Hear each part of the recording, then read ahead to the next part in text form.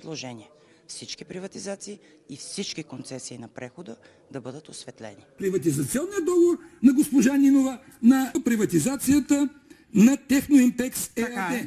Госпожа Нинова е изпълнителен директор на така нареченото РМД, което купува 5219 акции за $700,000.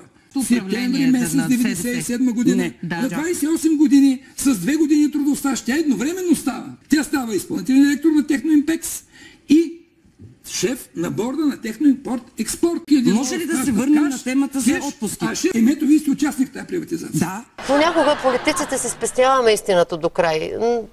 По-удобно е с няколко мъгляви фрази да избягаш от честния отговор.